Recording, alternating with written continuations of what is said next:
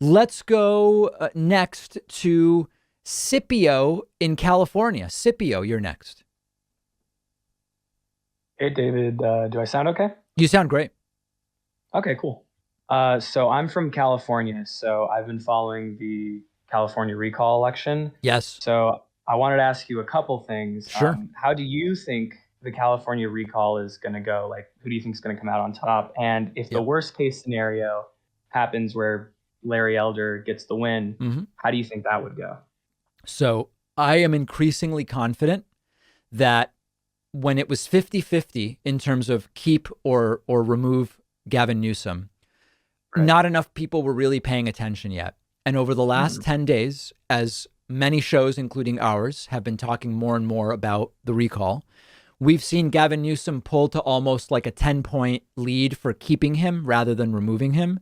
So Right. I'm cautiously optimistic that Gavin Newsom is going to stay. Now, if he doesn't and Larry Elder becomes the governor of California, I think it would be so horrifying that I'm not even ready to make any predictions as to what would happen. I think it would be untold orders of magnitude disaster. And I'm sort of trying not to even take it that seriously because it would be so horrible. And I'm optimistic that Gavin Newsom will stay. Yeah, I feel the same way. And my family, most of my family works in medicine, so we're all very concerned about the possibility of a Larry Elder win, Yeah, just for what that would mean for masks and vaccines in the state alone. it would be a nightmare. Now, are you as sort of cautiously optimistic as I am that Newsom will prevail? Yeah, it was either early this morning or late yesterday. I looked at the polling data again for the first time in a bit, Yeah. and I breathed a sigh of relief, but I'm hesitant to be that optimistic because I don't know what's going to happen in the next week we have left of this thing. I understand. And by the way, I'm hoping to cover the results live on Tuesday. Will we even get live results on Tuesday, or are they not going to be known until later in the week? I'm not sure. Okay. From what I understand, we'll know Tuesday, but I don't know if something else is going on. Okay. All right. Yeah. I mean, I'll plan to cover some of it anyway. And then if we don't know exactly, we don't know. But that sounds good.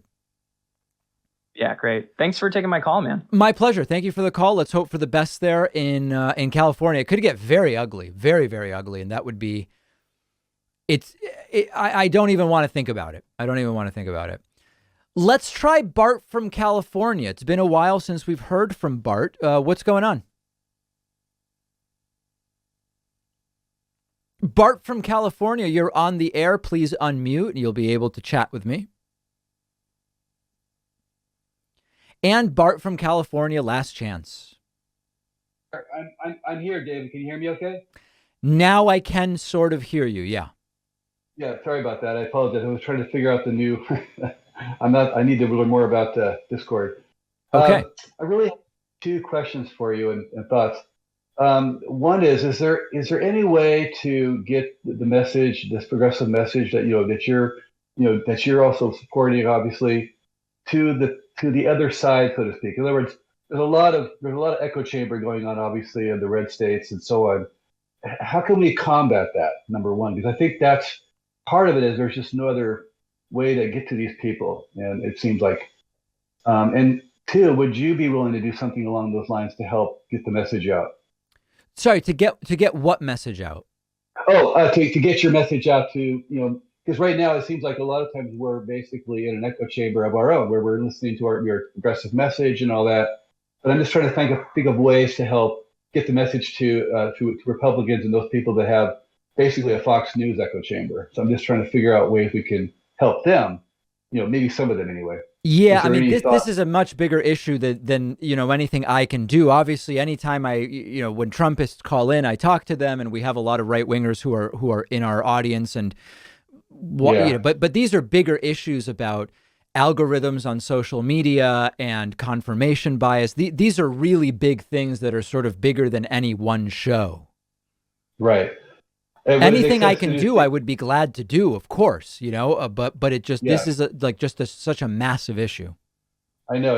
Is there any possibility of having the show on Fox News? I know it sounds funny, but commercials or any kind of thing like that? Is there anything that we can do, or is it all controlled by Fox and they'll say just no? That's Sorry. interesting. You're saying could we buy a commercial for the David Pakman Show on Fox News?